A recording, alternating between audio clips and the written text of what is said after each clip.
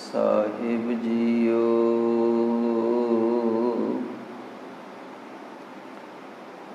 ਇਕ ਓੰਕਾਰ ਸਤਿਗੁਰ ਪ੍ਰਸਾਦ।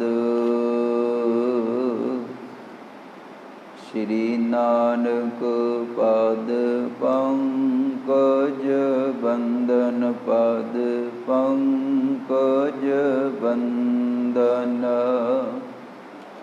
ਸਿਮਰੋ ਅੰਗਦ ਦੁਖ ਨਿਕੰਦਨ। ਗੁਰ ਅਮਰਦਾਸ ਹਿਰਦੈ ਨਿਤ ਧਿਆਉ ਜੀ, ਹਿਰਦੈ ਨਿਤ ਧਿਆਉ। ਸ਼੍ਰੀ ਗੁਰੂ ਰਾਮਦਾਸ ਗੁਣ ਗਾਓ। ਗੁਰ ਅਰਜਨ ਵਿਗਨਨ ਕੇ ਨਾਸ਼ਕ, ਵਿਗਨਨ ਕੇ ਨਾਸ਼ਕ। ਸ਼੍ਰੀ ਹਰਿਗੋਬਿੰਦ ਸੁਭ ਸੁਮਤ ਪ੍ਰਕਾਸ਼ਕ। ਸ਼੍ਰੀ ਹਰਿ ਰਾਇ ਨਾਮੋ ਕਰ ਜੋਰੀ, ਨਾਮੋ ਕਰ ਜੋਰੀ। ਸ਼੍ਰੀ ਹਰਿ ਕ੍ਰਿਸ਼ਨ ਮਨਾਉ ਬਹੋਰੀ। ਗੁਰ ਤੇਗ ਬਹਾਦਰ ਪਰਮ ਕਿਰਪਾਲਾ, ਪਰਮ ਕਿਰਪਾਲਾ। ਸ਼੍ਰੀ ਗੁਰੂ ਗੋਬਿੰਦ ਸਿੰਘ ਵਿਸਾਲਾ। ਤਰੁ ਤਰਾ ਧਰ ਪੁਨ ਪੁਨ ਸੀਸਾ ਜੀ, ਪੁਨ ਪੁਨ ਸੀਸਾ। ਬੰਦੋਂ ਬਾਰ ਬਾਰ ਜਗਦੀਸਾ।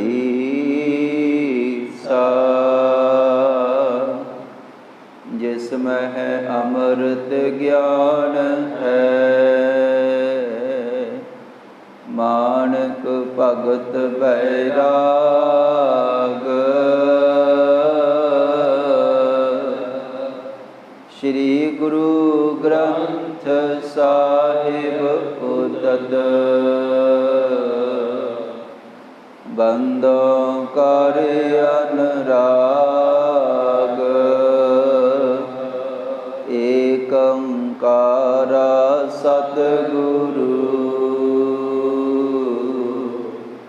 ਤੇਹ ਪ੍ਰਸਾਦ ਸਚ ਹੋਏ। ਵਾਹਿਗੁਰੂ ਜੀ ਕੀ ਫਤਿਹ ਹੈ। ਵਿਘਨ ਵਿਨਾਸ਼ਨ ਸੋਏ। ਵਾਹਿਗੁਰੂ ਜੀ ਕੀ ਫਤਿਹ ਹੈ।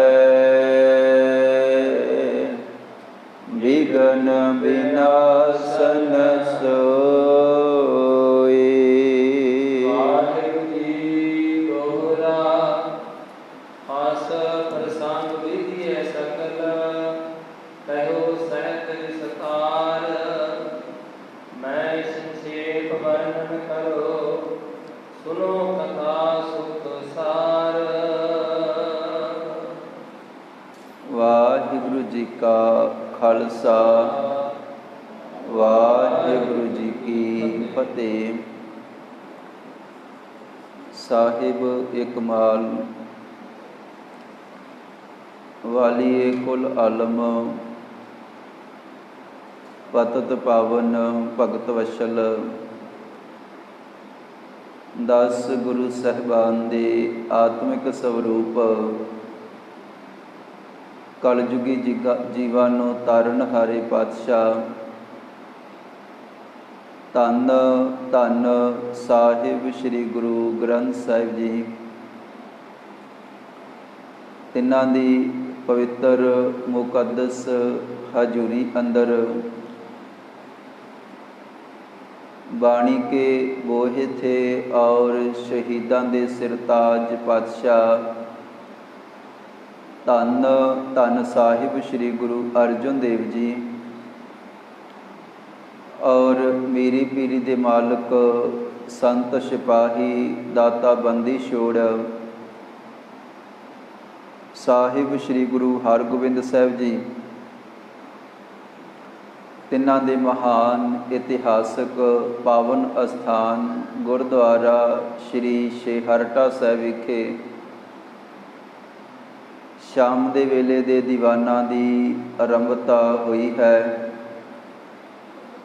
और सब तो पहला असी गुरु के चरनां दे विच बैठ के शाम वेले गुर इतिहास दी लड़ीवार कथा विचार सरवण करते हाँ।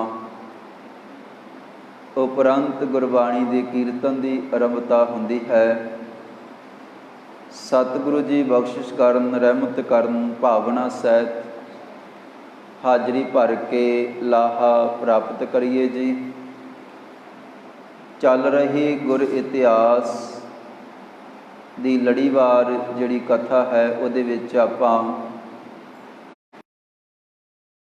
धन गुरु हरगोबिंद साहिब जी का जीवन सरवण कर रहे सी। साहिब पातशाह धन गुरु हरगोबिंद साहिब जी का अनन प्यारा सेवक विधि चंद शीना गुरु का सीना बहुत तगड़ा हैरानी वाला जिहड़ा कारज है वो कीता है। दो कीमती घोड़े दिलबाग और गुलबाग लाहौर शाही किले दे विचों शाहजहान दे किले दे विचों अलौकिक ढंग दे नाल तरीके दे नाल वारो वारी दोवें घोड़े लै करके पहला एक घोड़ा लियांदा है फिर दूसरा ते छेवें पातशाह धन गुरु हरगोबिंद साहिब जी दे चरनां दे विच मालवे दी धरती ते बाबा विधि चंद जी पहुँचया है। ते जद दूसरा घोड़ा लै करके बाबा विधि चंद जी पहुँचे तो उस वेले जिहड़े उत्थों दे रहण वाले लोग सन जां बाकी गुरु के जिहड़े सिख सन जां होर बहुत सारे लोग सारियां दी हैरानी दी कोई हद नहीं है कि शाही किले दे विचों इक्को बंदा दो वारी जाके ते इन्नी सख्त पहरेदारी दे विचों घोड़े किस तरह लैके आया है। हरेक दी इच्छा सीगी कि असीं बाबा विधि चंद दे मूहों ये सारा जिहड़ा कारनामा कीता है वो सुनिए। छेवें पातशाह धन गुरु हरगोबिंद साहिब जी दे चरनां दे विच बैठिया होया बाबा विधि चंद ते सतगुरां ने बचन किया बाबा विधि चंद जी सारा कुछ सुनाओ। जिस तरह घोड़ा कढ़ के लियांदा है तो जिस तरह पहला भी घोड़ा लियांदा है तो बाबा विधि चंद जी ने आप समूह संगतां ने सारा इतिहास सरवण किया है कि बाबा विधि चंद जी ने फिर दसिया कि सतगुरु जी पहला घोड़ा मैं घाई बन के किले दे विच नौकरी लै करके ते रात वेले फिर कंध की दीवार टपा के घोड़ा कढ़िया सीगा। ते सतगुरु जी ये जिहड़ा घोड़ा है ये मैं बादशाह नूं जोतशी की लोड़ सीगी, एक खोजी की लोड़ सीगी जिहड़ा दस पावे दसे कि घोड़ा कित्थे है। ते वो जोतशी का भेख बना करके मैं किले दे विच फिर चलिया गया ते उस वेले मेरे कह दे मुताबक वो सारे चले तो मैं उन्होंने आख्या कि मैं जदों इकल्ला होवांगा रात जिहड़े वेले पहला घोड़ा चोरी होया है उस वेले मेरी ज्योतिष विद्या काम करेगी। तो बाकी सारिਆਂ ਨੂੰ मैं आख्या कि तुसी इत्थों परे हट जाओ तो दीवार दरवाजे बंद कर दिते। तो बादशाह भी अपने ठिकाने ते चले गया। तो रात मैं दूसरा जिहड़ा घोड़ा है वो भी ਕਿਲੇ ਦੀ ਜਿਹੜੀ ਦੀਵਾਰ ਹੈ ਉਹਦੇ ਮਗਰਲੇ ਪਾਸੇ ਜਿੱਧਰ ਪਾਣੀ ਵਹਿ ਰਿਹਾ ਸੀਗਾ, ਤੇ ਦੀਵਾਰ ਨੂੰ ਪਾਰ ਕਰਵਾ ਕੇ ਤੇ ਦੂਜਾ ਘੋੜਾ ਵੀ ਲੈ ਕਰਕੇ ਇਹ ਪਾਤਸ਼ਾਹ ਗਰੀਬ ਨਿਵਾਜ ਸਤਿਗੁਰੂ ਜੀ ਤੁਹਾਡੇ ਚਰਨਾਂ ਦੇ ਵਿੱਚ ਪਹੁੰਚਿਆ ਹਾਂ। ਤੇ ਮੈਂ ਇੱਕ ਬਾਦਸ਼ਾਹ ਦੇ ਨਾਲ ਵਾਅਦਾ ਕੀਤਾ ਸੀਗਾ, ਹੇ ਬਾਦਸ਼ਾਹ ਤੂੰ ਮੈਨੂੰ ਕਿਲੇ ਦੇ ਵਿੱਚ ਇੱਕ ਵਾਰੀ ਘੋੜੇ ਦੇ ਕੋਲ ਲੈ ਕੇ ਚੱਲ, ਮੈਂ ਤੈਨੂੰ ਜਾਣ ਲੱਗਿਆ ਇਹ ਘੋੜਾ ਪਹਿਲਾ ਘੋੜਾ ਕਿੱਥੇ ਹੈ ਉਹਦੇ ਬਾਰੇ ਸਾਰਾ ਕੁਝ ਦੱਸ ਕੇ ਜਾਵਾਂਗਾ। ਹੇ ਪਾਤਸ਼ਾਹ ਧੰਨ ਗੁਰੂ ਹਰਗੋਬਿੰਦ ਸਾਹਿਬ ਜੀ, ਆਉਣ ਲੱਗਿਆ ਮੈਂ ਬਾਦਸ਼ਾਹ ਨੂੰ ਇਹ ਦੱਸ ਕੇ ਆਇਆ ਹਾਂ, ਕਹਿ ਕੇ ਆਇਆ ਹਾਂ ਕਿ ਜਿਹੜਾ ਪਹਿਲਾ ਘੋੜਾ ਹੈ ਇਹ ਸਾਹਿਬ ਪਾਤਸ਼ਾਹ ਧੰਨ ਗੁਰੂ ਹਰਗੋਬਿੰਦ ਸਾਹਿਬ ਜੀ ਦੀ ਅਮਾਨਤ ਸੀਗੀ, ਉਹਨਾਂ ਦੀ ਭੇਟਾ ਸੀਗੀ, ਤੁਸੀਂ ਖੋਇਆ ਸੀਗਾ। ਤੇ ਉਹ ਜਿਹੜਾ ਪਹਿਲਾ ਘੋੜਾ ਹੈ ਉਹ ਵੀ ਛੇਵੇਂ ਪਾਤਸ਼ਾਹ ਧੰਨ ਗੁਰੂ ਹਰਗੋਬਿੰਦ ਸਾਹਿਬ ਜੀ ਦੇ ਚਰਨਾਂ ਦੇ ਵਿੱਚ ਮੈਂ ਪਹੁੰਚਾਇਆ ਹੈ। ਮੈਂ ਵਿਧੀ ਚੰਦ ਛੀਨਾ ਮੇਰਾ ਨਾਮ ਹੈ, ਤੇ ਪਹਿਲਾ ਘੋੜਾ ਵੀ ਮੈਂ ਲੈ ਕੇ ਗਿਆ ਹਾਂ, ਤੇ ਆ ਵੀ ਮੈਂ ਫਿਰ ਚੱਲਿਆ ਛੇਵੇਂ ਪਾਤਸ਼ਾਹ ਜੀ ਦੇ ਚਰਨਾਂ ਦੇ ਵਿੱਚ ਦੂਜਾ ਘੋੜਾ ਵੀ ਲੈ ਕਰਕੇ। ਸਾਹਿਬ ਪਾਤਸ਼ਾਹ ਧੰਨ ਗੁਰੂ ਹਰਗੋਬਿੰਦ ਸਾਹਿਬ ਜੀ ਦਾ ਸੇਵਕ ਬਾਬਾ ਵਿਧੀ ਚੰਦ ਇਸ ਤਰ੍ਹਾਂ ਕਿਲੇ ਦੇ ਵਿੱਚ ਉੱਚੀ ਸਾਰੀ ਉਹਨਾਂ ਨੂੰ ਕਹਿ ਕਰਕੇ ਤੇ ਆਪਣਾ ਵਾਅਦਾ ਵੀ ਪੂਰਾ ਕੀਤਾ ਕਿ ਮੈਂ ਜਾਣ ਲੱਗਿਆ ਦੱਸ ਕੇ ਜਾਵਾਂਗਾ ਘੋੜਾ ਪਹਿਲਾ ਕਿੱਥੇ ਹੈ। ਤੇ ਲਲਕਾਰ ਕੇ ਬਾਬਾ ਵਿਧੀ ਚੰਦ ਜੀ ਉੱਥੋਂ ਆ ਗਏ ਹਨ, ਦੂਸਰਾ ਘੋੜਾ ਲੈ ਕਰਕੇ ਛੇਵੇਂ ਪਾਤਸ਼ਾਹ ਜੀ ਦੇ ਚਰਨਾਂ ਦੇ ਵਿੱਚ ਪਹੁੰਚੇ ਹਨ। ਗਰੀਬ ਨਿਵਾਜ ਸਤਿਗੁਰੂ ਧੰਨ ਗੁਰੂ ਹਰਗੋਬਿੰਦ ਸਾਹਿਬ ਜੀ ਔਰ ਜਿਹੜੀ ਸੰਗਤ ਹੈ ਬੜੀ ਖੁਸ਼ ਹੈ, ਪ੍ਰਸੰਨ ਹੈ ਕਿ ਬਾਬਾ ਵਿਧੀ ਚੰਦ ਜੀ ਨੇ ਬਹੁਤ ਤਗੜਾ ਕਾਰਜ, ਜਿਹੜਾ ਕਈ ਬੰਦੇ ਰਲ ਕੇ ਵੀ ਜਿਹੜਾ ਕਾਰਜ ਨਹੀਂ ਸੀ ਕਰ ਸਕਦੇ, ਬਹੁਤ ਸਾਰੇ ਲੋਕ ਹੋ ਸਕਦਾ ਹੈ ਰਲ ਕੇ ਵੀ ਇਹ ਕੰਮ ਨਾ ਕਰ ਸਕਦੇ, ਜਿਹੜਾ ਕੰਮ ਇਕੱਲੇ ਬਹਾਦਰ ਬਾਬਾ ਵਿਧੀ ਚੰਦ ਜੀ ਨੇ ਕੀਤਾ ਹੈ। ਸਾਰੇ ਖੁਸ਼ ਹਨ। ਛੇਵੇਂ ਪਾਤਸ਼ਾਹ ਧੰਨ ਗੁਰੂ ਹਰਗੋਬਿੰਦ ਸਾਹਿਬ ਜੀ ਦੇ ਚਰਨਾਂ ਦੇ ਵਿੱਚ ਬਾਬਾ ਵਿਧੀ ਚੰਦ ਜੀ ਬੈਠੇ ਹੋਏ ਹਨ। ਆਓ ਜਿਹੜਾ ਅਗਲੇਰਾ ਇਤਿਹਾਸ ਹੈ ਇੱਥੋਂ ਅਗਲਾ ਸਰਵਣ ਕਰੀਏ। ਭਾਵਨਾ ਸਹਿਤ ਗੁਰੂ ਕੇ ਚਰਨਾਂ ਦੇ ਵਿੱਚ ਹਾਜ਼ਰੀ ਭਰਦੇ ਹੋਏ ਅਦਬ ਸਤਿਕਾਰ ਸਹਿਤ ਫਤਿਹ ਬੁਲਾਵੋ ਜੀ। ਵਾਹਿਗੁਰੂ ਜੀ ਕਾ ਖਾਲਸਾ, ਵਾਹਿਗੁਰੂ ਜੀ ਕੀ ਫਤਿਹ।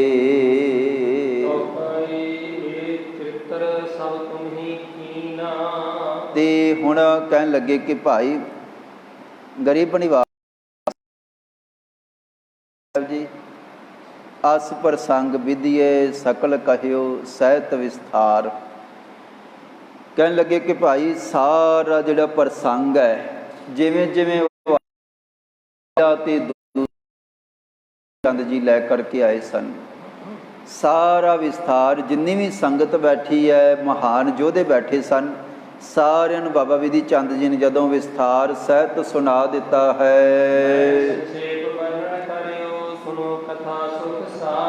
ਤੇ ਇੱਥੇ ਕਵੀ ਭਾਈ ਸੰਤੋਖ ਸਿੰਘ ਜੀ ਲਿਖ ਰਹੇ ਹਨ, ਕਹਿਣ ਲੱਗੇ ਕਿ ਮੈਂ ਵਿਸਥਾਰ ਦੇ ਨਾਲ ਸਾਰਾ ਕੁਝ ਵਰਣਨ ਕੀਤਾ ਹੈ, ਸੰਖੇਪ ਦੇ ਵਿੱਚ ਫਿਰ ਕੀਤਾ ਹੈ।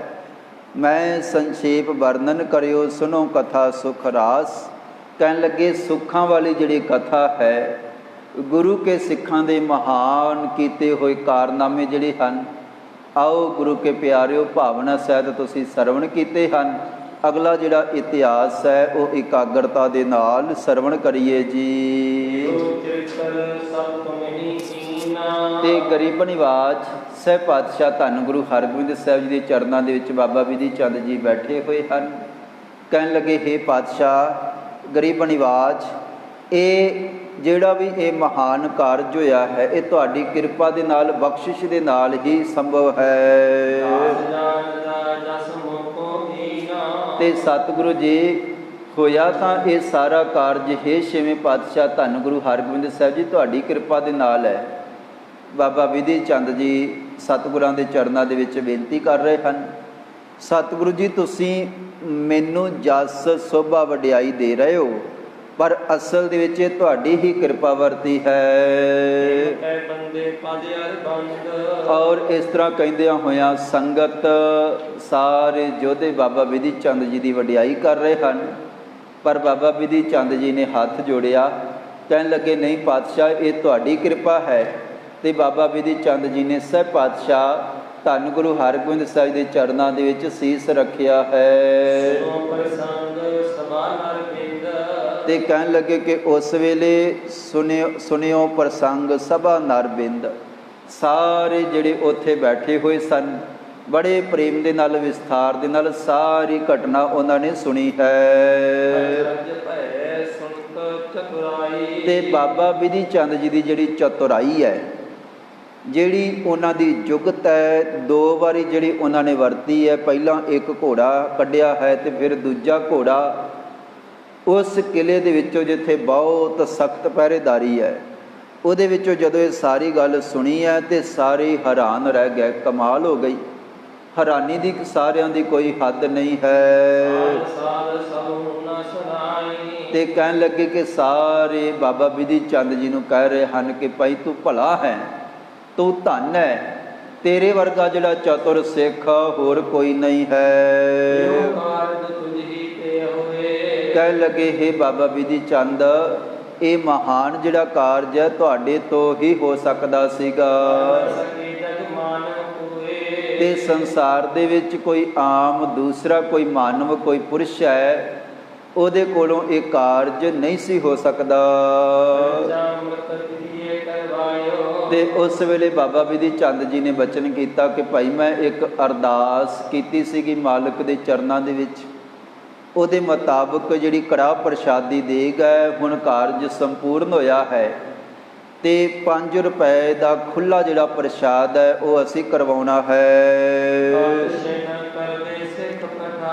ਤੇ ਉਸੇ ਵੇਲੇ ਇੱਕ ਸਿੱਖ ਭੇਜਿਆ ਗਿਆ ਕਿ ਭਾਈ ਚਲੋ ਕੜਾਹ ਪ੍ਰਸ਼ਾਦੀ ਦੇਗ ਤਿਆਰ ਕਰੋ ਤੇ ਮਾਲਕ ਦੇ ਚਰਨਾਂ ਦੇ ਵਿੱਚ ਅਰਦਾਸ ਕਰੀਏ ਸ਼ੁਕਰਾਨੇ ਦੀ। ਤੇ ਉਸ ਵੇਲੇ ਛੇਵੀਂ ਪਾਤਸ਼ਾਹ ਗਰੀਬ ਨਿਵਾਜ ਸਾਹਿਬ ਪਾਤਸ਼ਾਹ ਧੰਨ ਗੁਰੂ ਹਰਗੋਬਿੰਦ ਸਾਹਿਬ ਜੀ ਵੀ ਆਪਣੀ ਰਸਨਾ ਤੋਂ ਕਹਿਣ ਲੱਗੇ ਹਨ। ਤੇ ਕਹਿਣ ਲੱਗੇ 1000 ਰੁਪਏ ਦੀ ਕੜਾਹ ਪ੍ਰਸ਼ਾਦ ਦੀ ਦੇਗ ਦੀ ਇੱਛਾ ਸਾਡੀ ਵੀ ਹੈ। ਬਹੁਤ ਵੱਡਾ ਇਹ ਕਾਰਜ ਸੀਗਾ ਜਿਹੜਾ ਸੰਪੂਰਨ ਹੋਇਆ ਹੈ, ਇਸ ਕਰਕੇ ਇੰਨੀ ਵੱਡੀ ਜਿਹੜੀ ਦੇਗ ਹੈ ਹੋਰ ਕਰਵਾਈ ਜਾਏਗੀ। ਕਹਿਣ ਲੱਗੇ ਇਕੱਠੀ ਹੁਣੇ ਵੱਡੇ ਰੂਪ ਦੇ ਵਿੱਚ ਕੜਾਹ ਪ੍ਰਸ਼ਾਦੀ ਦੇਗ ਤੇ ਹੋਰ ਜਿਹੜੇ ਕਈ ਤਰ੍ਹਾਂ ਦੇ ਪਦਾਰਥ ਉਹ ਤਿਆਰ ਕੀਤੇ ਜਾਣ।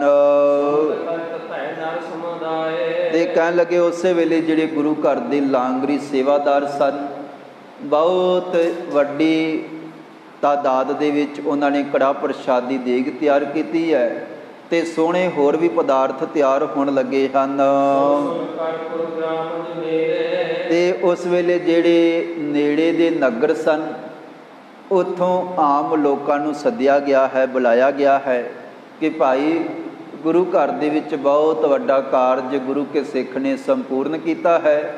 ਉਹਦੇ ਸਬੰਧ ਦੇ ਵਿੱਚ ਸਤਿਗੁਰੂ ਜੀ ਬਹੁਤ ਸੋਹਣੇ ਪਕਵਾਨ ਤੇ ਪ੍ਰਸ਼ਾਦ ਤਿਆਰ ਕਰ ਰਹੇ ਹਨ ਤੇ ਸਾਰੇ ਆਓ।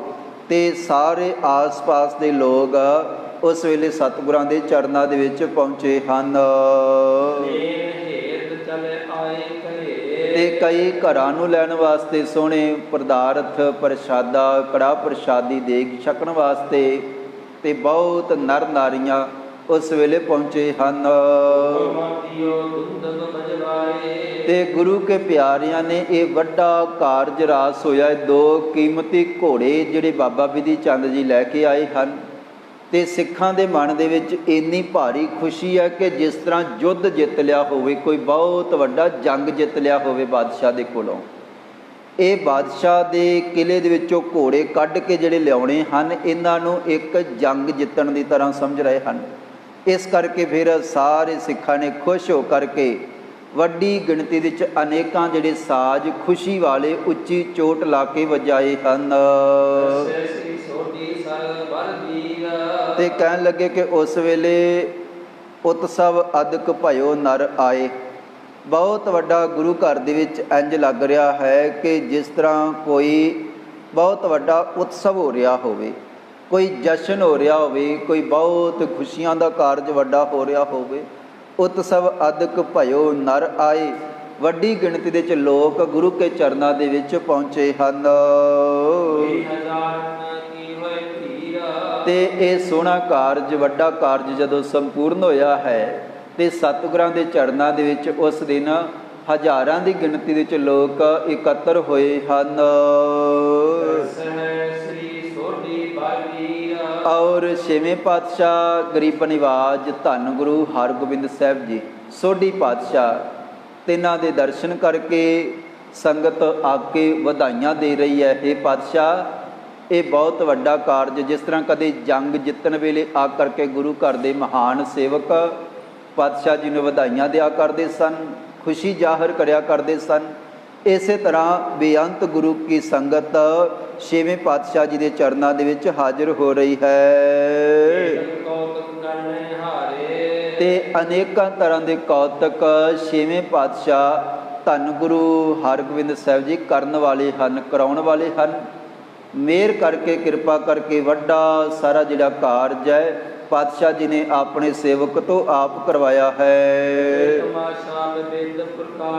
ਤੇ ਕਹਿਣ ਲੱਗੇ ਕਈ ਤਰ੍ਹਾਂ ਦੇ ਖੁਸ਼ੀਆਂ ਵਾਲੇ ਜਿਹੜੇ ਕਾਰਜ ਗੁਰੂ ਕੇ ਸਿੱਖਾਂ ਨੇ ਪ੍ਰਸੰਨ ਹੋ ਕੇ ਉੱਥੇ ਕੀਤੇ ਹਨ ਤੇ ਬੇਅੰਤ ਦੂਸਰੇ ਨਗਰਾਂ ਦੇ ਜਿਹੜੇ ਲੋਕ ਸਨ ਇਕੱਠੇ ਹੋ ਕਰਕੇ ਸਤਿਗੁਰਾਂ ਦੇ ਚਰਨਾਂ ਦੇ ਵਿੱਚ ਪਹੁੰਚੇ ਹਨ ਤੇ ਗੁਰੂ ਕੇ ਪਿਆਰਿਆਂ ਨੇ ਨਗਾਰੇ ਤੇ ਹੋਰ ਅਨੇਕਾਂ ਜਿਹੜੇ ਸਾਜ਼ ਸਨ, ਬੇਅੰਤ ਸੰਗਤ ਇਕੱਤਰ ਹੋਈ ਹੈ। ਸੋਹਣੇ ਪ੍ਰਸ਼ਾਦੇ ਕਈ ਤਰ੍ਹਾਂ ਦੇ ਪਕਵਾਨ ਤਿਆਰ ਹੋਏ ਹਨ, ਨਾਲੇ ਛਕ ਰਹੇ ਹਨ, ਨਾਲੇ ਉੱਚੀ ਸਾਜ਼ ਵੱਜ ਰਹੇ ਹਨ ਤੇ ਸਾਰੇ ਗੁਰੂ ਕੇ ਸਿੱਖ ਤੇ ਜਿਹੜੀ ਆਮ ਸੰਗਤ ਆਸ-ਪਾਸ ਦੇ ਨਗਰਾਂ ਵਾਲੀ ਲੰਮਾ ਸਮਾਂ ਮਾਲਵੇ ਦੇ ਵਿੱਚ ਰਹਿਣ ਕਰਕੇ ਛੇਵੇਂ ਪਾਤਸ਼ਾਹ ਜੀ ਦੇ ਚਰਨਾਂ ਦੇ ਨਾਲ ਜਿਹੜੇ ਗੁਰੂ ਕੇ ਪਿਆਰੇ ਜੁੜੇ ਹਨ ਉਹਨਾਂ ਸਾਰਿਆਂ ਨੂੰ ਸੱਦਿਆ ਗਿਆ ਹੈ, ਬੁਲਾਇਆ ਗਿਆ ਹੈ ਤੇ ਸੁਣ ਸੁਣ ਕੇ ਬਾਬਾ ਬਿਧੀ ਚੰਦ ਜੀ ਦਾ ਕਾਰਨਾਮਾ ਸਾਰੇ ਖੁਸ਼ ਪ੍ਰਸੰਨ ਹੁੰਦੇ ਹਨ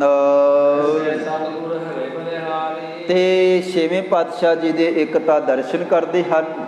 ਸਹਿ ਪਾਤਸ਼ਾਹ ਧੰਨ ਗੁਰੂ ਹਰਗੋਬਿੰਦ ਸਾਹਿਬ ਜੀ ਤੋਂ ਸਦਕੇ ਬਲਿਹਾਰ ਕੁਰਬਾਨ ਜਾਂਦੇ ਹਨ ਤੇ ਬਹੁਤ ਵੱਡਾ ਰੌਲਾ, ਬਹੁਤ ਵੱਡਾ ਉਤਸਵ ਤੇ ਵੱਡੀ ਗਿਣਤੀ ਦੇ ਵਿੱਚ ਸੰਗਤ ਜਿਹੜੀ ਹੈ ਉਹ ਗੁਰੂ ਕੇ ਚਰਨਾਂ ਦੇ ਵਿੱਚ ਪਹੁੰਚੀ ਹੈ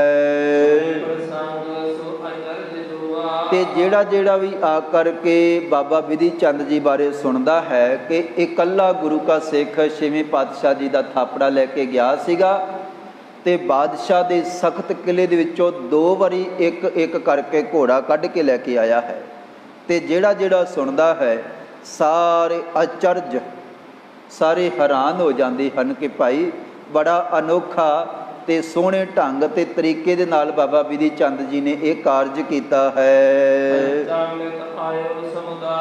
ਤੇ ਉਸੇ ਵੇਲੇ ਵੱਡੀ ਤਾਦਾਦ ਦੇ ਵਿੱਚ ਪਕਵਾਨ ਔਰ ਕੜਾਹ ਪ੍ਰਸ਼ਾਦੀ ਦੇਗ ਤਿਆਰ ਹੋਈ ਹੈ, ਸਤਿਗੁਰਾਂ ਦੇ ਚਰਨਾਂ ਦੇ ਵਿੱਚ ਪਹੁੰਚੀ ਹੈ ਤੇ ਉਸ ਵੇਲੇ ਅਰਦਾਸ ਹੋਈ ਹੈ ਤੇ ਫਿਰ ਪੰਗਤਾਂ ਦੇ ਵਿੱਚ ਸਾਰੀ ਸੰਗਤ ਬੈਠੀ ਹੈ ਤੇ ਕਹਿਣ ਲੱਗੇ ਕਿ ਦੂਰ ਦੂਰ ਪੰਗਤਾਂ ਦੇ ਵਿੱਚ ਦੂਰ ਦੂਰ ਤੱਕ ਲੰਮੀਆਂ ਜਿਹੜੀਆਂ ਲਾਈਨਾਂ ਪੰਗਤਾਂ ਲੱਗੀਆਂ ਹੋਈਆਂ ਹਨ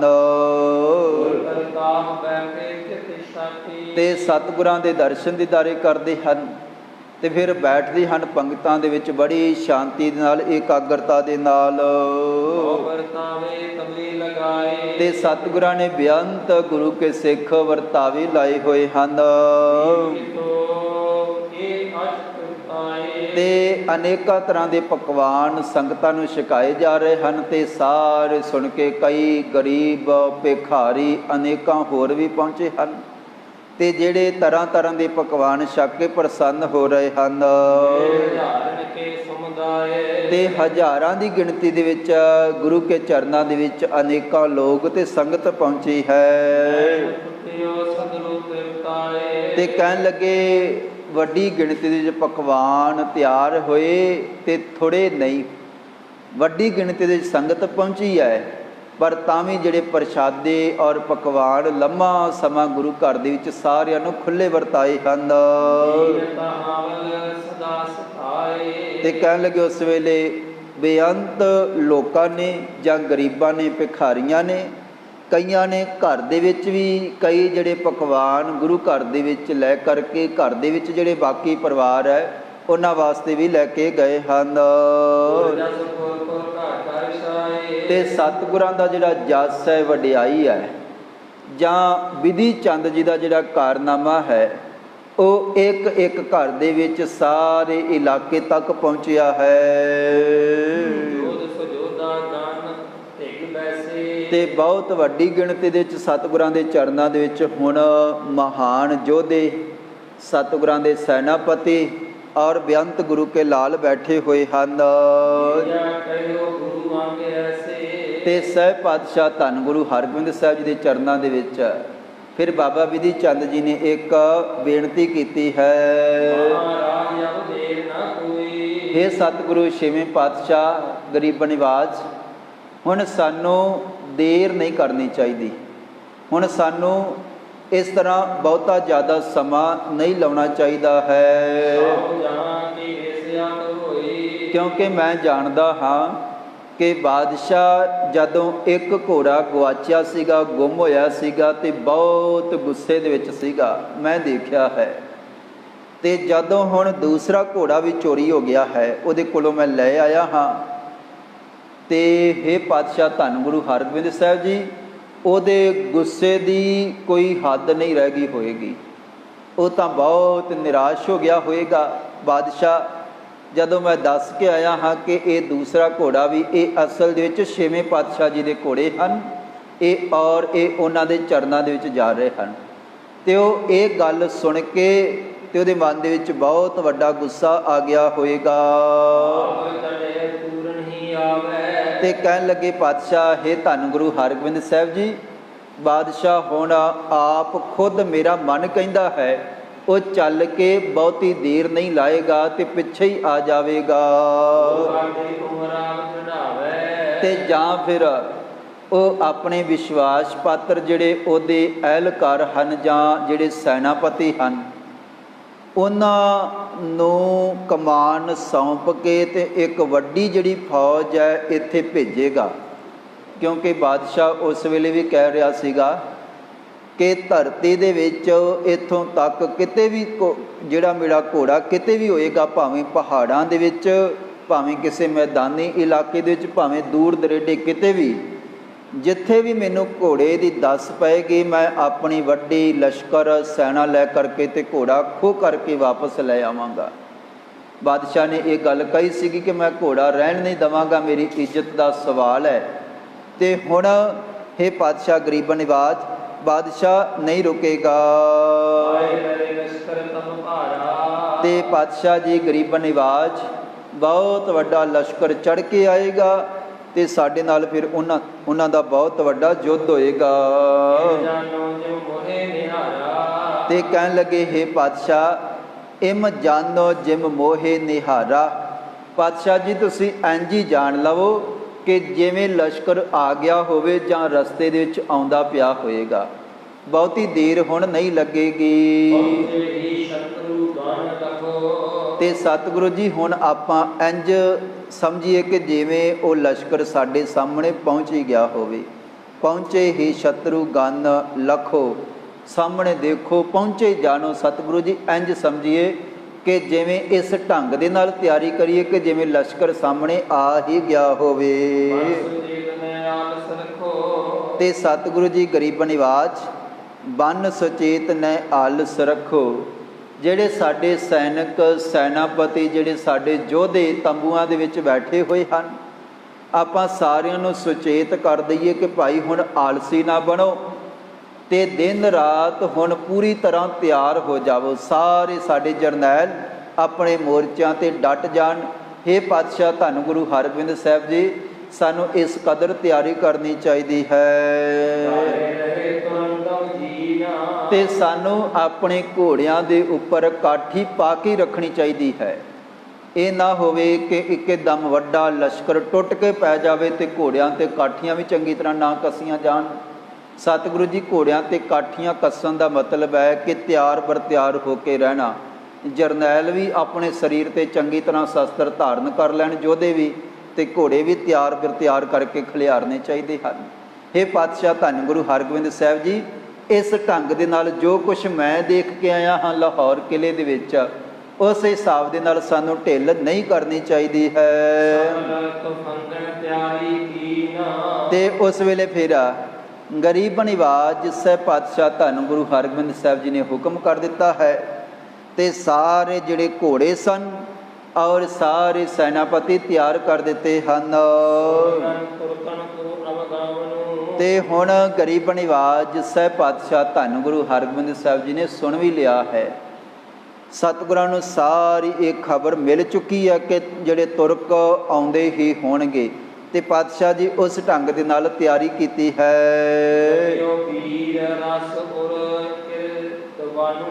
ਤੇ ਕਹਿਣ ਲੱਗੇ ਕਿ ਹੁਣ ਇਸ ਵੇਲੇ ਜਾਗਿਓ ਵੀਰ ਰਸ ਔਰ ਅਰਦਵਨੂ, ਕਹਿਣ ਲੱਗੇ ਕਿ ਉਸ ਵੇਲੇ ਸਹਿ ਪਾਤਸ਼ਾਹ ਧੰਨ ਗੁਰੂ ਹਰਗੋਬਿੰਦ ਸਾਹਿਬ ਜੀ ਜਬੈ ਬਾਣ ਲਾਗਿਓ ਤਬੈ ਰੋਸ ਜਾਗਿਓ, ਗਗਨ ਦਮਾਮਾ ਬਾਜਿਓ ਪਰਿਓ ਨਿਸ਼ਾਨੇ ਘਾਓ, ਖੇਤ ਜੋ ਮਾਂਡਿਓ ਸੂਰਮਾ ਅਬ ਜੂਝਨ ਕਉ ਦਾਓ, ਸੂਰਾ ਸੋ ਪਹਿਚਾਨੀਐ ਜੋ ਲੜੈ ਦੀਨ ਕੇ ਹੇਤ, ਪੁਰਜਾ ਪੁਰਜਾ ਕੱਟ ਮਰੈ ਕਬੂ ਨਾ ਛਾੜੈ ਖੇਤ। ਗੁਰੂ ਕੇ ਮਹਾਨ ਜਿਹੜੇ ਯੋਧੇ ਸਨ, ਜਦੋਂ ਪਤਾ ਲੱਗਿਆ ਕਿ ਹਾਲਾਤ ਇਸ ਤਰ੍ਹਾਂ ਦੇ ਬਣ ਗਏ ਹਨ, ਉਸ ਵੇਲੇ ਗੁਰੂ ਕੇ ਸਿੱਖ ਵੀ ਡਟ ਗਏ, ਜਰਨੈਲਾਂ ਨੇ ਤਿਆਰੀ ਕਰ ਲਈ ਹੈ ਤੇ ਸਹਿਬ ਪਾਤਸ਼ਾਹ ਧੰਨ ਗੁਰੂ ਹਰਗੋਬਿੰਦ ਸਾਹਿਬ ਜੀ ਦਲ ਭੰਜਨ ਗੁਰ ਸੂਰਮਾ ਵੱਡ ਜੋਧਾ ਬਾਹੋ ਪਰਉਪਕਾਰੀ। ਸਹਿਬ ਪਾਤਸ਼ਾਹ ਧੰਨ ਗੁਰੂ ਹਰਗੋਬਿੰਦ ਸਾਹਿਬ ਜੀ ਵੀ ਜੋਸ਼ ਦੇ ਵਿੱਚ ਵੀਰ ਰਸ ਦੇ ਵਿੱਚ ਆ ਗਏ ਹਨ ਤੇ ਸਤਿਗੁਰੂ ਧੰਨ ਗੁਰੂ ਹਰਗੋਬਿੰਦ ਸਾਹਿਬ ਜੀ ਨੇ ਉਸੇ ਵੇਲੇ ਜਿਹੜਾ ਸਰਦਾਰ ਜੋਧ ਰਾਏ ਉੱਥੋਂ ਦਾ ਰਹਿਣ ਵਾਲਾ ਹੈ, ਜਿਹਦੇ ਕੋਲ ਵੀ ਥੋੜ੍ਹੀ ਜਿਹੀ ਸੈਨਾ ਹੈ ਤੇ ਕਈ ਵਾਰੀ ਇਹਨੇ ਜੰਗ ਛੋਟੇ ਛੋਟੇ ਕੀਤੇ ਹਨ, ਇਹਨੂੰ ਇਸ ਇਲਾਕੇ ਦਾ ਭੇਦ ਹੈ। ਤੇ ਗਰੀਬ ਨਿਵਾਜ ਸਾਹਿਬ ਪਾਤਸ਼ਾਹ ਧੰਨ ਗੁਰੂ ਹਰਗੋਬਿੰਦ ਸਾਹਿਬ ਜੀ ਨੇ ਫਿਰ ਉਸ ਵੇਲੇ ਬੂਝਿਓ ਤਬੈ ਜੋਧ ਕੇ ਸੰਗ, ਉਸ ਵੇਲੇ ਰਾਏ ਜੋਧ ਨੂੰ ਸਤਿਗੁਰਾਂ ਨੇ ਕੋਲ ਸੱਦਿਆ ਤੇ ਉਹਦੇ ਕੋਲੋਂ ਕੁਛ ਉਸ ਇਲਾਕੇ ਦੀ ਜਾਣਕਾਰੀ ਲਈ ਹੈ। ਕਹਿਣ ਲੱਗੇ ਹੇ ਰਾਏ ਜੋਧ, ਇਸ ਇਲਾਕੇ ਦੇ ਵਿੱਚ ਤੁਸੀਂ ਕਿਹੜੇ ਢੰਗ ਤਰੀਕੇ ਨਾਲ ਵਿਧੀ ਦੇ ਨਾਲ ਜੰਗ ਕਰਦੇ ਰਹੇ ਹੋ? ਸਾਡੇ ਕੋਲ ਬਹੁਤੀ ਵੱਡੀ ਸੈਨਾ ਨਹੀਂ ਹੈ, ਤੁਸੀਂ ਦੇਖੀ ਹੈ, ਪਰ ਅਸੀਂ ਵੱਡਾ ਜਿਹੜਾ ਲਸ਼ਕਰ ਹੈ ਉਹਦਾ ਮੁਕਾਬਲਾ ਕਰਨਾ ਹੈ, ਬਹੁਤ ਵੱਡਾ ਜੰਗ ਕਰਨਾ ਹੈ। ਬਹੁਤ ਵੱਡੀ ਗਿਣਤੀ ਦੇ ਵਿੱਚ ਜਿਹੜਾ ਸ਼ਤਰੂਆਂ ਦਾ ਦੁਸ਼ਮਣਾਂ ਦਾ ਜਿਹੜਾ ਦਲ ਹੈ ਉਹ ਚੜ੍ਹ ਕੇ ਆਉਂਦਾ ਹੀ ਹੋਏਗਾ, ਵੱਡੀ ਜਿਹੜੀ ਸੈਨਾ ਹੈ ਉਹ ਪਹੁੰਚਦੀ ਹੈ। ਤੇ ਕੋਈ ਅਜਿਹਾ ਲਾਗੇ ਕਿਤੇ ਕਿਲ੍ਹਾ ਹੋਵੇ ਜਿੱਥੇ ਵੈਰੀਆਂ ਦਾ ਉਹਦੇ ਲਾਗੇ ਆਉਣਾ ਮੁਸ਼ਕਲ ਹੋਵੇ, ਕਠਿਨ ਹੋਵੇ, ਤੇ ਆਪਾਂ ਜਿਹੜਾ ਉਹ ਕਿਲ੍ਹਾ ਹੈ ਉਹਦੇ ਵਿੱਚ ਰਹਿ ਕਰਕੇ ਦੁਸ਼ਮਣਾਂ ਦਾ ਮੁਕਾਬਲਾ ਕਰੀਏ। ਗਰੀਬ ਨਿਵਾਜ ਸਾਹਿਬ ਪਾਤਸ਼ਾਹ ਧੰਨ ਗੁਰੂ ਹਰਗੋਬਿੰਦ ਸਾਹਿਬ ਜੀ ਪੁੱਛ ਰਹੇ ਹਨ ਕਿ ਭਾਈ ਕਠਿਨ ਦੁਰਗਮੈ ਹੋਏ ਪਰਵੇਸ਼ੂ, ਕਿਸੇ ਕਿਲ੍ਹੇ ਦੇ ਵਿੱਚ ਅੰਦਰ ਜਾਣਾ ਦੁਸ਼ਮਣਾਂ ਵਾਸਤੇ ਸੌਖਾ ਨਹੀਂ ਹੈ, ਤੇ ਕੋਈ ਨੇੜੇ ਕੋਈ ਕਿਲ੍ਹਾ ਹੈ, ਕਿਸੇ ਕਿਲ੍ਹੇ ਦਾ ਪ੍ਰਬੰਧ ਹੋ ਸਕਦਾ ਹੈ? ਸਤਿਗੁਰੂ ਜੀ ਪੁੱਛ ਰਹੇ ਸਨ, ਜਾਂ ਫਿਰ ਜੰਗਲ ਦੇ ਵਿੱਚ ਕੋਈ ਇਹੋ ਜਿਹਾ ਥਾਂ ਹੋਵੇ ਜਿਹੜਾ ਦੇਖਣ ਨੂੰ ਆਮ ਸਧਾਰਨ ਜਗ੍ਹਾ ਨਾਲੋਂ ਉੱਚਾ ਹੋਵੇ, ਉੱਚੀ ਜਗ੍ਹਾ 'ਤੇ ਰਹਿ ਕਰਕੇ ਤੇ ਆਈ ਹੋਈ ਜਿਹੜੀ ਬਾਹਰੋਂ ਸੈਨਾ ਹੈ ਨੀਵੇਂ ਪਾਸੇ ਵਾਲੀ, ਉਹਦੇ 'ਤੇ ਵਾਰ ਕਰਨਾ ਸੌਖਾ ਹੁੰਦਾ ਹੈ।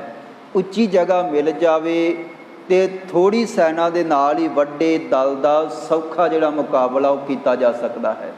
ਇਸ ਕਰਕੇ ਸਹਿਬ ਪਾਤਸ਼ਾਹ ਧੰਨ ਗੁਰੂ ਹਰਗੋਬਿੰਦ ਸਾਹਿਬ ਜੀ ਪੁੱਛ ਰਹੇ ਹਨ, ਕਹਿਣ ਲੱਗੇ ਕੋਈ ਜੰਗਲ ਦੇ ਵਿੱਚ ਅਜਿਹਾ ਕੋਈ ਇਲਾਕਾ, ਕੋਈ ਵੱਡਾ ਸਾਰਾ ਟਿੱਬਾ ਜਿਹਦੇ ਕੋਲੋਂ ਕਿਲ੍ਹੇ ਦਾ ਕੰਮ ਲਿਆ ਜਾ ਸਕੇ, ਕਿਉਂਕਿ ਜਦੋਂ ਥੱਲਿਓਂ ਤੀਰ ਚੱਲਦਾ ਹੈ ਤੇ ਤੀਰ ਲੱਗਣਾ ਵੀ ਮੁਸ਼ਕਲ ਹੈ ਉੱਪਰਲਿਆਂ ਦੇ, ਪਰ ਉੱਪਰੋਂ ਜਿਹੜਾ ਤੀਰ ਲੱਗਦਾ ਹੈ ਉਹਦਾ ਜਿਹੜਾ ਬਲ ਹੈ ਉਹ ਕਈ ਗੁਣਾ ਥੱਲੇ ਆਉਂਦਿਆਂ ਹੋਰ ਵੱਧ ਜਾਂਦਾ ਹੈ। ਇਸ ਕਰਕੇ ਛੇਵੇਂ ਪਾਤਸ਼ਾਹ ਧੰਨ ਗੁਰੂ ਹਰਗੋਬਿੰਦ ਸਾਹਿਬ ਜੀ ਪੁੱਛ ਰਹੇ ਸਨ, ਤੇ ਜਾਂ ਫਿਰ ਇੱਧਰ ਕੋਈ ਪੱਧਰੀ ਜਗ੍ਹਾ ਕੋਈ ਇਹੋ ਜਿਹੀ ਹੋਵੇ ਜਿੱਥੇ ਦੁਸ਼ਮਣਾਂ ਦਾ ਮੁਕਾਬਲਾ ਕਰਨਾ ਸੌਖਾ ਹੋਵੇ। ਤੇ ਕਹਿਣ ਲੱਗੇ ਸਹਿਬ ਪਾਤਸ਼ਾਹ ਧੰਨ ਗੁਰੂ ਹਰਗੋਬਿੰਦ ਸਾਹਿਬ ਜੀ ਕਿਹੜੀ ਵਿਧੀ ਦੇ ਨਾਲ ਰਿਹਾ ਜਾਵੇ ਤੇ ਦੁਸ਼ਮਣਾਂ ਦਾ ਮੁਕਾਬਲਾ ਹੋ ਸਕਦਾ ਹੈ ਇਸ ਇਲਾਕੇ ਦੇ ਵਿੱਚ। ਹੇ ਰਾਏ ਜੋਧ, ਤੁਸੀਂ ਇਸ ਇਲਾਕੇ ਬਾਰੇ ਜਾਣਦੇ ਹੋ। ਤੇ ਸਹਿਬ ਪਾਤਸ਼ਾਹ ਧੰਨ ਗੁਰੂ ਹਰਗੋਬਿੰਦ ਸਾਹਿਬ ਜੀ ਦੇ ਚਰਨਾਂ ਦੇ ਵਿੱਚ ਰਾਏ ਜੋਧ ਨੇ, ਜੋ ਕਾਂਗੜ ਪਿੰਡ ਦੇ ਵਿੱਚ ਰਹਿਣ ਵਾਲਾ ਹੈ, ਛੋਟਾ ਜਿਹਾ ਸਰਦਾਰ ਹੈ, ਸੈਨਾ ਕੋਲ ਹੈ, ਤੇ ਸਤਿਗੁਰਾਂ ਦੇ ਚਰਨਾਂ ਦੇ ਵਿੱਚ ਇੱਕ ਬੇਨਤੀ ਕਰਦਾ ਹੈ, ਜੋਧ ਕਹਿਓ ਕਰ ਜੋਰ ਬਹੋਰ। ਬੜੀ ਨਿਮਰਤਾ ਦੇ ਨਾਲ ਜਦੋਂ ਸੁਣਿਆ ਹੈ ਬਹੁਤ ਵੱਡਾ ਦਲ ਆਉਣ ਵਾਲਾ ਹੈ ਬਾਦਸ਼ਾਹ ਵੱਲੋਂ, ਤੇ ਹੱਥ ਜੋੜ ਕੇ ਬੇਨਤੀ ਕਰਦਾ ਹੈ, ਹੇ ਪਾਤਸ਼ਾਹ ਗਰੀਬ ਨਿਵਾਜ ਧੰਨ ਗੁਰੂ ਹਰਗੋਬਿੰਦ ਸਾਹਿਬ ਜੀਓ, ਮੇਰਾ ਮਨ ਆਖਦਾ ਹੈ ਕਿ ਬਹੁਤ ਵੱਡਾ ਹੁਣ ਯੁੱਧ ਹੋਣ ਵਾਲਾ ਹੈ। ਸਤਿਗੁਰੂ ਜੀ ਕਹਿਣ ਲੱਗਾ, ਜੋਧ ਮਹਾਰਾਜ ਹੋਏ ਸੰਗਰ ਘੋਰ। ਸਤਿਗੁਰੂ ਜੀ ਘੋਰ ਵੱਡਾ ਜਿਹੜਾ ਸੰਘਰਸ਼ ਹੈ, ਯੁੱਧ ਹੋਣ ਦੇ ਆਸਾਰ, ਮੈਨੂੰ ਵੱਡਾ ਨੁਕਸਾਨ ਹੋਣ ਦੇ ਆਸਾਰ ਲੱਗ ਰਹੇ ਹਨ। ਤੇ ਬਾਦਸ਼ਾਹ ਦੇ ਕੋਲ ਤਾਂ ਬਹੁਤ ਵੱਡੀ ਸੈਨਾ ਹੈ। ਹੇ ਪਾਤਸ਼ਾਹ, ਸੈਨਾ ਦਾ ਕੋਈ ਅੰਤ ਨਹੀਂ ਹੈ, ਬਹੁਤ ਵੱਡੀ ਬਾਦਸ਼ਾਹ ਸੈਨਾ ਲੈ ਕੇ ਚੱਲਦਾ ਹੈ। ਤੇ ਉਸ ਬਾਦਸ਼ਾਹ ਦੀ ਜਿਹੜੀ ਸੈਨਾ ਹੈ ਉਹਦੀ ਕੋਈ ਗਿਣਤੀ ਵੀ ਨਹੀਂ ਕਰ ਸਕਦਾ, ਕਈ ਤਰ੍ਹਾਂ ਦੀ ਉਹਦੇ ਕੋਲ ਸੈਨਾ ਹੈ। ਤੇ ਹੇ ਪਾਤਸ਼ਾਹ ਗਰੀਬ ਨਿਵਾਜ, ਉਹਨਾਂ ਦਾ ਟਾਕਰਾ ਕਰਨਾ, ਉਹਨਾਂ ਸੈਨਾ ਦੀ ਗਿਣਤੀ ਮਿਣਤੀ ਦਾ ਕੋਈ ਅੰਤ ਨਹੀਂ ਹੈ।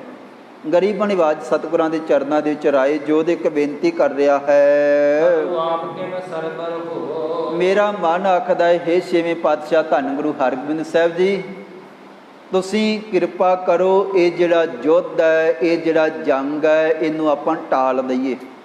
ਪਾਤਸ਼ਾਹ ਕੋਈ ਇਹੋ ਜਿਹਾ ਤਰੀਕਾ ਵਰਤੀਏ ਕਿ ਜੰਗ ਟਲ ਜਾਵੇ। ਕਹਿਣ ਲੱਗੇ, ਟਰੋ ਆਪ ਕਿਮ ਸਰਬਰ ਹੋਵੋ। ਸਤਿਗੁਰੂ ਜੀ ਤੁਸੀਂ ਸਮਰੱਥ ਹੋ, ਜੇ ਤੁਸੀਂ ਚਾਹੋ ਤੇ ਇਹ ਜੰਗ ਟਾਲਿਆ ਜਾ ਸਕਦਾ ਹੈ। ਤੇ ਕਹਿਣ ਲੱਗੇ, ਬਾਦਸ਼ਾਹ ਦੇ ਕੋਲ ਬਹੁਤ ਵੱਡੀਆਂ ਤੋਪਾਂ, ਬੰਦੂਕਾਂ ਤੇ ਅਨੇਕਾਂ ਖਤਰਨਾਕ ਹੋਰ ਜਿਹੜੇ ਹਥਿਆਰ ਬਾਦਸ਼ਾਹ ਦੀ ਸੈਨਾ ਦੇ ਵਿੱਚ ਹਨ।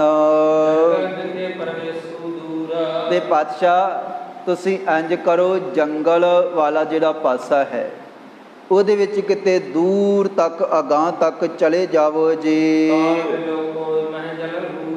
ਤੇ ਇੱਕ ਜਗ੍ਹਾ ਦੇਖੋ ਜਿੱਥੇ ਪਾਣੀ ਹੋਵੇ, ਜਿੱਥੇ ਤਲਾਬ ਬਣਿਆ ਹੋਵੇ ਬਹੁਤ ਵੱਡਾ ਸਰੋਵਰ ਦੀ ਤਰ੍ਹਾਂ, ਤੇ ਐਸੀ ਕੋਈ ਜਗ੍ਹਾ ਦੇਖ ਕੇ ਜੰਗਲ ਦੇ ਵਿੱਚ, ਤੇ ਉੱਥੇ ਜਾ ਕੇ, ਹੇ ਛੇਵੇਂ ਪਾਤਸ਼ਾਹ ਧੰਨ ਗੁਰੂ ਹਰਗੋਬਿੰਦ ਸਾਹਿਬ ਜੀ, ਮੇਰਾ ਮਨ ਕਹਿੰਦਾ ਕਿ ਤੁਸੀਂ ਉੱਥੇ ਜਾ ਕੇ ਡੇਰੇ ਲਾ ਲਵੋ। ਜੰਗਲ ਵਿਖੇ ਪਰਵੇਸੋ ਦੂਰ, ਦੂਰ ਜਾ ਕਰਕੇ ਤਾਲ ਬਿਲੋ ਕੋ ਜੈ ਜਲ ਰੂਰ। ਜਿੱਥੇ ਵੱਡੀ ਗਿਣਤੀ ਦੇ ਵਿੱਚ ਪਾਣੀ ਮੌਜੂਦ ਹੋਵੇ ਉੱਥੇ ਤੁਸੀਂ ਪੜਾ ਕਰੋ ਜੀ। ਤੇ ਪਾਤਸ਼ਾਹ ਕੁਝ ਕੁ ਸਮਾਂ ਤੁਸੀਂ ਉੱਥੇ ਟਿਕਾ ਕਰੋ, ਉੱਥੇ ਡੇਰਾ ਰੱਖੋ ਜੀ। ਤੇ ਬਾਦਸ਼ਾਹ ਭਾਵੇਂ ਆਪ ਚੱਲ ਕੇ ਆਵੇ ਤੇ ਭਾਵੇਂ ਬਹੁਤ ਵੱਡਾ ਉਹ ਲਸ਼ਕਰ ਭੇਜ ਦਵੇ, ਆਪਣੇ ਤਗੜੇ ਸੂਰਮੇ ਜਰਨੈਲ ਭੇਜ ਦਵੇਗਾ ਜੇ ਕਰਕੇ, ਤੇ ਬਾਦਸ਼ਾਹ ਭੇਜੇ ਹੈ ਲਸ਼ਕਰ ਸ਼ਾਹੋ ਘਨੇਰਾ। ਜੇ ਇਸ ਤਰ੍ਹਾਂ ਵੱਡਾ ਦਲ ਇੱਧਰ ਆ ਵੀ ਜਾਏਗਾ ਤੇ ਉਹ ਕੁਝ ਕੁ ਸਮਾਂ ਵੱਡੀ ਜਿਹੜੀ ਸੈਨਾ ਹੈ ਉਹ ਇੱਥੇ ਰਹਿ ਨਹੀਂ ਸਕੇਗੀ ਬਾਦਸ਼ਾਹ ਦੀ।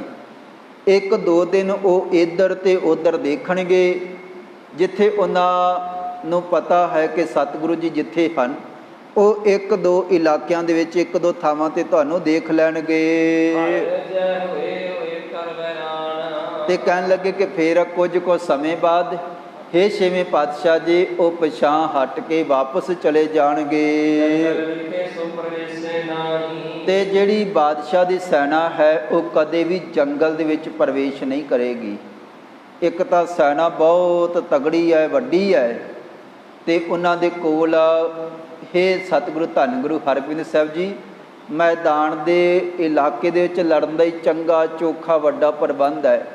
ਇਸ ਕਰਕੇ ਜੰਗਲ ਦੇ ਵਿੱਚ ਜਾਣਾ ਉਹ ਠੀਕ ਨਹੀਂ ਸਮਝਣਗੇ।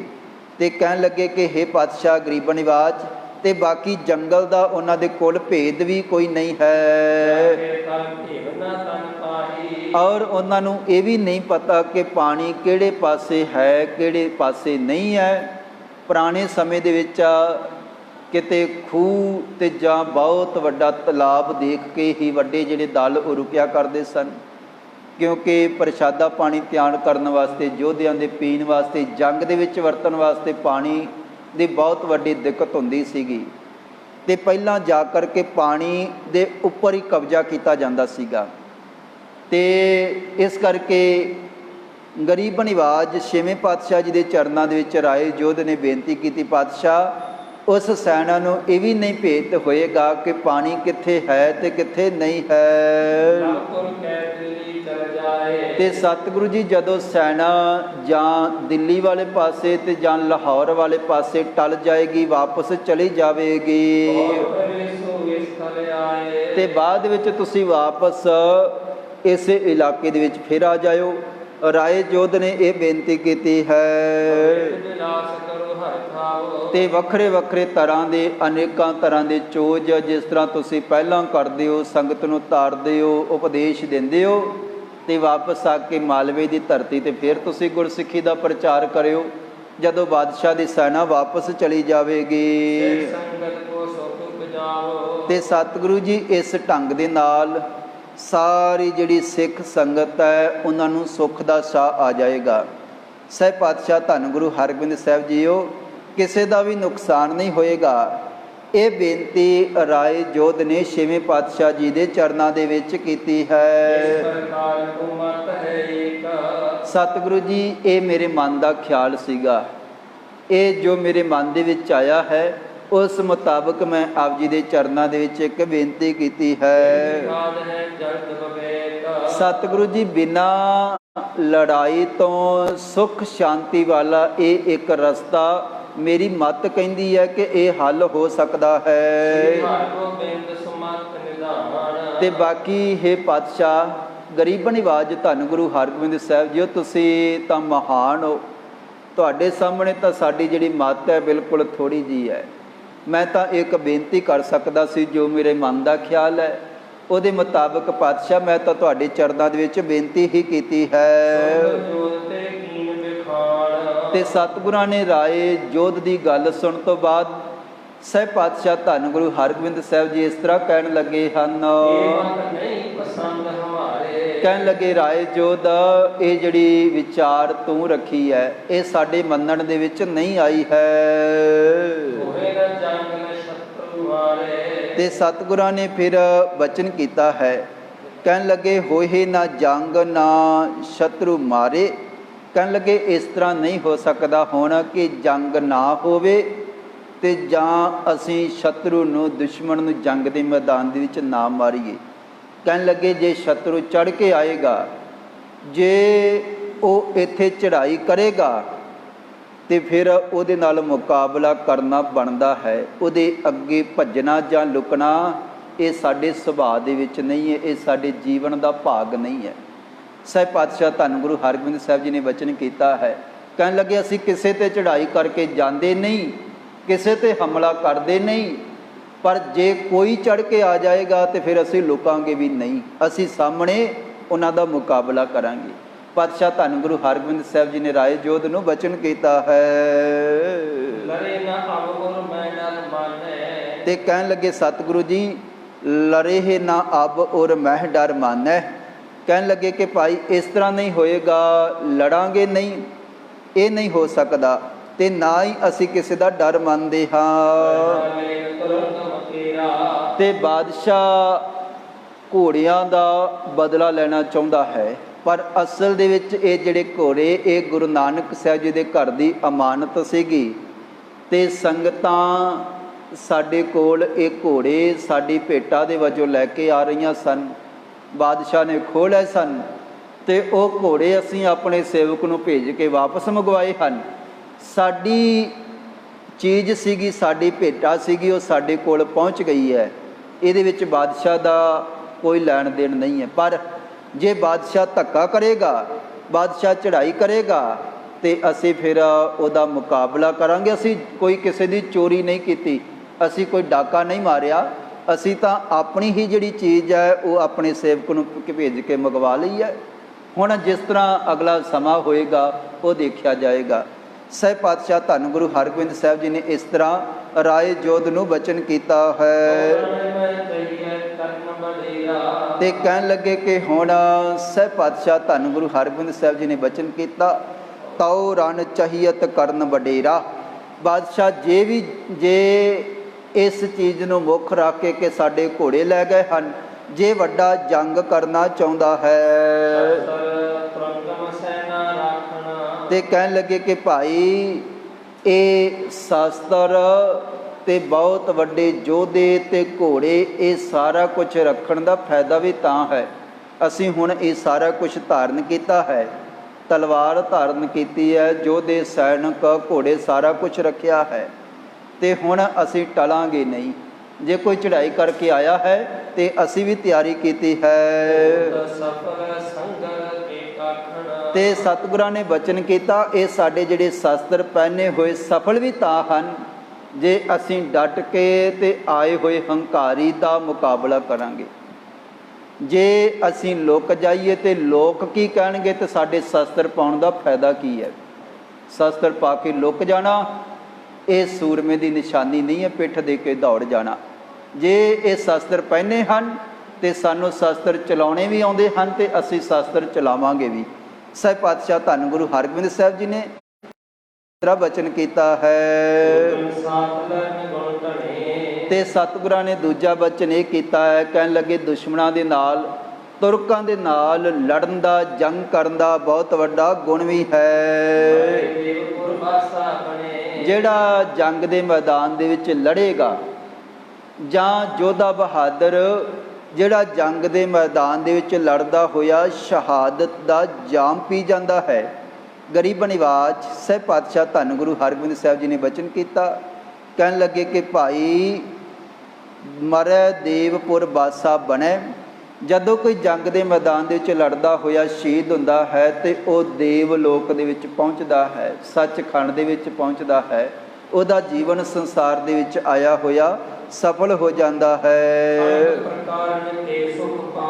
ਤੇ ਸ਼ਹੀਦ ਜਿਹੜਾ ਹੈ ਉਹ ਅਨੇਕਾਂ ਤਰ੍ਹਾਂ ਦੇ ਸੁੱਖ ਆਨੰਦ ਮਾਣਦਾ ਹੈ। ਔਰ ਇੱਕ ਜਨਮ ਦੇ ਨਹੀਂ, ਜਿਹੜਾ ਸ਼ਹੀਦ ਹੈ ਦੇਸ਼ ਧਰਮ ਵਾਸਤੇ ਤੇ ਸੱਚ ਵਾਸਤੇ ਜਿਹੜਾ ਆਪਣਾ ਆਪ ਕੁਰਬਾਨ ਕਰ ਦਵੇ, ਉਹਦੇ ਜਨਮ ਦੇ ਜਿਹੜੇ ਦੁੱਖ ਹਨ ਉਹ ਖਤਮ ਹੋ ਜਾਂਦੇ ਹਨ। ਜਿਹੜਾ ਦੇਸ਼ ਵਾਸਤੇ ਤੇ ਦੂਸਰਿਆਂ ਵਾਸਤੇ ਜਾਂ ਹੱਕ ਵਾਸਤੇ ਜਿਹੜਾ ਲੜਦਾ ਹੈ, ਉਹਦੇ ਵਰਗਾ ਕੋਈ ਦੂਸਰਾ ਮਰਦ ਸੰਸਾਰ ਦੇ ਵਿੱਚ ਨਹੀਂ ਹੈ, ਉਹਦਾ ਜੀਵਨ ਸਫਲ ਹੋ ਜਾਂਦਾ ਹੈ।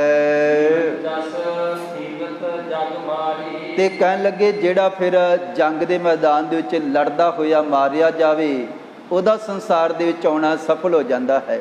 ਜਨਮ ਦੇ ਕਸ਼ਟ ਮਿਟ ਜਾਂਦੇ ਹਨ। ਤੇ ਜਿਹੜਾ ਬਚ ਜਾਵੇ, ਜੀਵਤ ਜਸ ਥੀਵਤ ਜਗ ਮਾਹੀ, ਤੇ ਜਿਹੜਾ ਜਿਉਂਦਾ ਰਹਿ ਜਾਵੇ ਉਹਦੀ ਦੁਨੀਆ ਦੇ ਵਿੱਚ ਉਸਤਤ ਹੁੰਦੀ ਹੈ, ਵਡਿਆਈ ਹੁੰਦੀ ਹੈ, ਸੋਭਾ ਹੁੰਦੀ ਹੈ ਕਿ ਇਹ ਜਿਹੜਾ ਮਰਦ ਹੈ ਅਖੀਰਲੇ ਸਵਾਸ ਤੱਕ ਲੜਿਆ ਹੈ ਤੇ ਪਿੱਠ ਦੇ ਕੇ ਦੌੜਿਆ ਨਹੀਂ।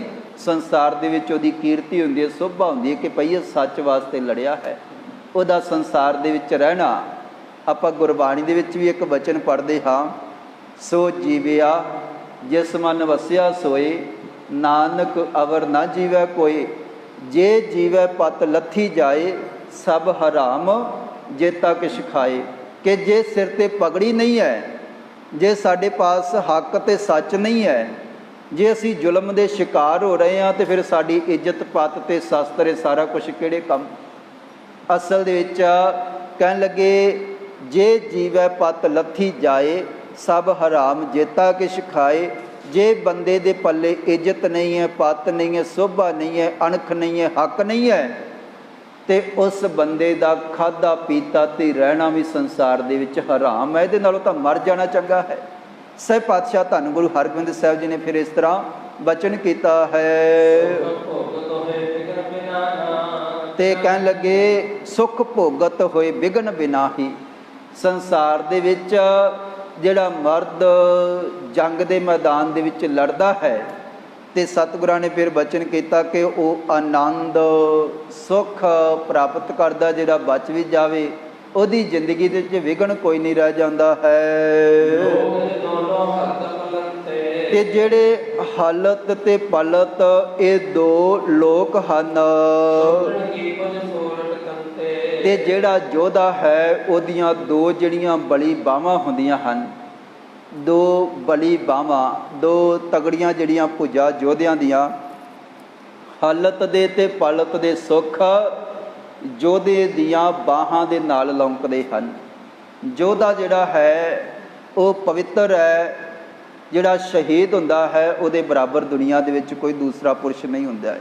ਸਹਿ ਪਾਤਸ਼ਾਹ ਧੰਨ ਗੁਰੂ ਹਰਗੋਬਿੰਦ ਸਾਹਿਬ ਜੀ ਨੇ ਇਸ ਤਰ੍ਹਾਂ ਕੁਛ ਬਚਨ ਸੈਨਿਕਾਂ ਨੂੰ, ਯੋਧਿਆਂ ਨੂੰ ਤੇ ਰਾਏ ਯੋਧ ਬੇਅੰਤ ਸੰਗਤ ਜਿਹੜੀ ਹੋਰ ਬੈਠੀ ਹੋਈ ਹੈ ਉਹਨਾਂ ਨੂੰ ਸੰਬੋਧਨ ਕਰਦਿਆਂ ਹੋਇਆਂ ਪਾਤਸ਼ਾਹ ਜੀ ਨੇ ਕੀਤੇ ਹਨ। ਕਹਿਣ ਲੱਗੇ ਜਿਹੜਾ ਛਤਰੀ ਹੋਵੇ, ਯੋਧਾ ਹੋਵੇ, ਉਹ ਕਦੇ ਜੰਗ ਦੇ ਮੈਦਾਨ ਨੂੰ ਨਹੀਂ ਛੱਡਦਾ ਹੈ। ਕਹਿਣ ਲੱਗੇ ਹੁਣ ਤਾਂ ਭਾਈ ਸਾਡਾ ਜੰਗ ਦੇ ਮੈਦਾਨ ਦੇ ਵਿੱਚ ਲੜਨ ਦਾ, ਡਟਣ ਦਾ, ਦੁਸ਼ਮਣਾਂ ਦਾ ਮੁਕਾਬਲਾ ਕਰਨ ਦਾ ਹੀ ਚਾਅ ਹੈ, ਮਨ ਦੇ ਵਿੱਚ ਇੱਛਾ ਹੈ। ਹੇ ਰਾਏ ਯੋਧ, ਤੂੰ ਆ ਲੈਣ ਦੇ ਦੁਸ਼ਮਣਾਂ ਨੂੰ। ਜਦੋਂ ਸਾਡੇ ਸੈਨਿਕ ਯੋਧੇ ਲੜਨਗੇ ਤੇ ਤੁਸੀਂ ਦੇਖ ਲਿਓ, ਅਸੀਂ ਦੁਸ਼ਮਣਾਂ ਨੂੰ, ਜਿਹੜੇ ਹੰਕਾਰੀ ਦੁਸ਼ਮਣ ਚੜ੍ਹ ਕੇ ਆ ਰਹੇ ਹਨ, ਸ਼ਤਰੂ ਪਠਾਵੋ ਜੰਮ ਕੇ ਧਾਮੋ, ਮੈਂ ਉਹਨਾਂ ਨੂੰ, ਸਾਡੇ ਜਿਹੜੇ ਯੋਧੇ, ਸਾਡੇ ਜਿਹੜੇ ਲਾਲ ਹਨ ਪਿਆਰੇ, ਦੁਸ਼ਮਣਾਂ ਦੇ ਨਾਲ ਐਸਾ ਮੁਕਾਬਲਾ ਕਰਨਗੇ ਕਿ ਜਮਾਂ ਦੇ ਲੋਕਾਂ ਦੇ ਵਿੱਚ ਅਸੀਂ ਉਹਨਾਂ ਨੂੰ ਟੁਕੜੇ ਟੁਕੜੇ ਕਰਕੇ ਭੇਜਾਂਗੇ। ਤੇ ਕਹਿਣ ਲੱਗੇ ਜਦੋਂ ਸਾਡਾ ਜੰਗ ਦਾ ਜ਼ੋਰ ਦਿਖਾਉਣ ਦਾ ਸਮਾਂ ਆਏਗਾ,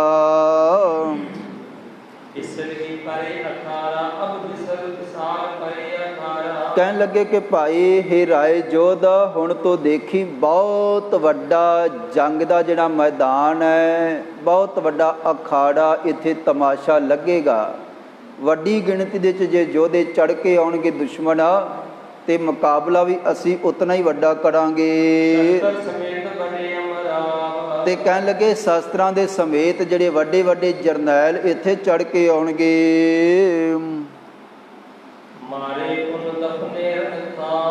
ਕਹਿਣ ਲੱਗੇ ਅਸੀਂ ਉਹਨਾਂ ਨੂੰ ਖਤਮ ਕਰਕੇ, ਟੁਕੜੇ ਟੁਕੜੇ ਕਰਕੇ ਤੇ ਧਰਤੀ ਤੇ ਦੱਬਾਂਗੇ। ਸਹਿ ਪਾਤਸ਼ਾਹ ਧੰਨ ਗੁਰੂ ਹਰਗੋਬਿੰਦ ਸਾਹਿਬ ਜੀ ਨੇ ਬਚਨ ਕੀਤਾ, ਤੁਸੀਂ ਸਾਨੂੰ ਕਹਿ ਰਹੇ ਹੋ ਕਿ ਜੰਗ ਦਾ ਮੈਦਾਨ ਛੱਡ ਜਾਈਏ। ਕਹਿਣ ਲੱਗੇ ਨਹੀਂ, ਅਸੀਂ ਛੱਡਣ ਵਾਲੇ ਨਹੀਂ, ਅਸੀਂ ਦੁਸ਼ਮਣਾਂ ਨੂੰ ਖਤਮ ਕਰਾਂਗੇ। ਔਰ ਇੱਥੇ ਉਹਨਾਂ ਦਾ ਮੁਕਾਬਲਾ ਕਰਕੇ, ਉਹਨਾਂ ਨੂੰ ਖਤਮ ਕਰਕੇ ਤੇ ਅਸੀਂ ਵਾਸਾ, ਹੇ ਰਾਏ ਯੋਧ, ਅਸੀਂ ਤੇ ਸਾਡੇ ਸੂਰਮੇ ਇੱਥੇ ਹੀ ਰੱਖਾਂਗੇ। ਤੇ ਸਹਿ ਪਾਤਸ਼ਾਹ ਧੰਨ ਗੁਰੂ ਹਰਗੋਬਿੰਦ ਸਾਹਿਬ ਜੀ ਬੈਠੇ ਬੋਲੇ, ਹੈ ਸਾਥ ਤੁਮਾਰੀ।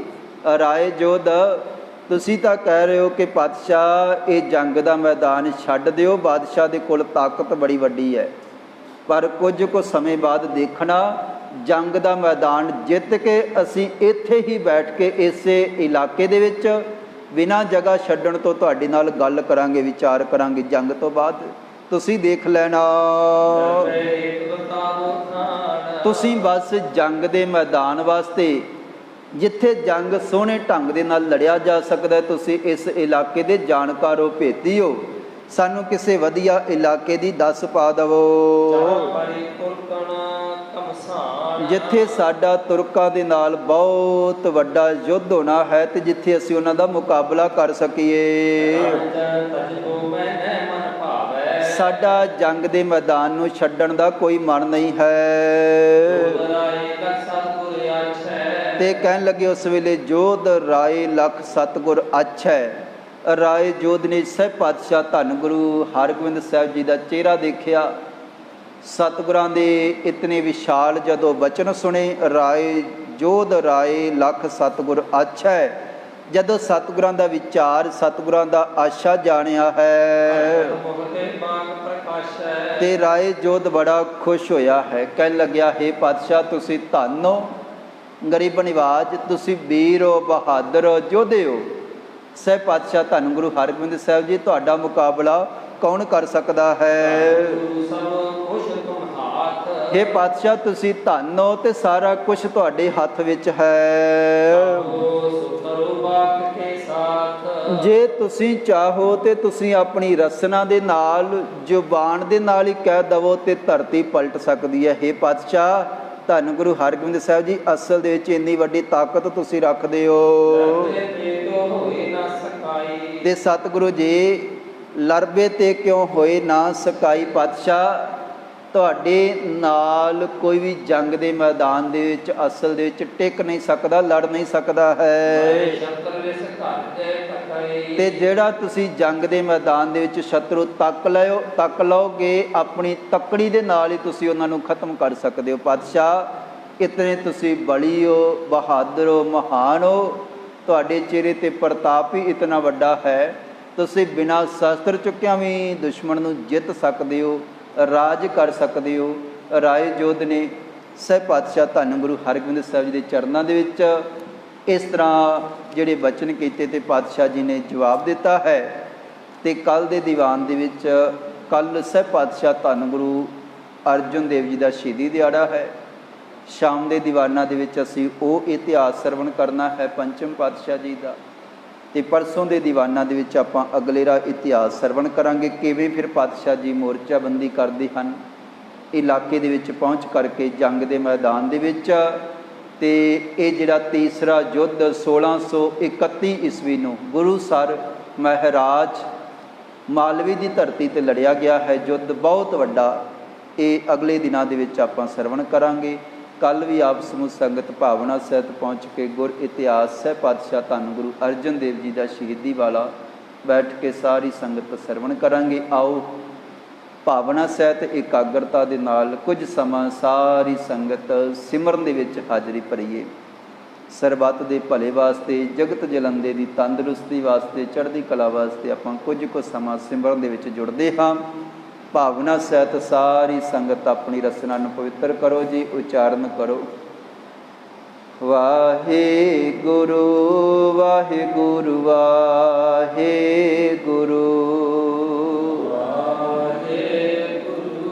ਵਾਹਿਗੁਰੂ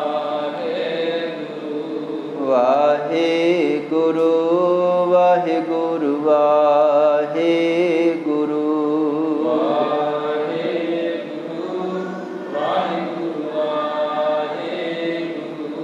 ਵਾਹਿਗੁਰੂ ਵਾਹਿਗੁਰੂ ਵਾਹਿਗੁਰੂ।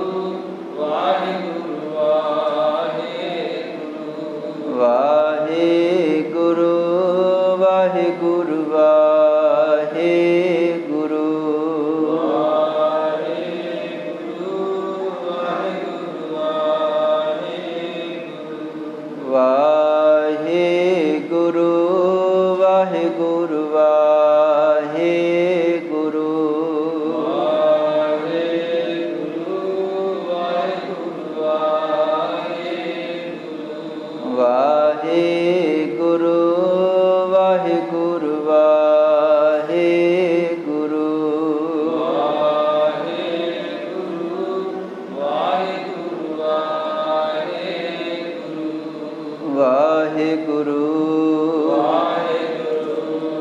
ਵਾਹਿਗੁਰੂ ਵਾਹਿਗੁਰੂ ਵਾਹਿਗੁਰੂ ਵਾਹਿਗੁਰੂ ਵਾਹਿਗੁਰੂ ਵਾਹਿਗੁਰੂ ਵਾਹਿਗੁਰੂ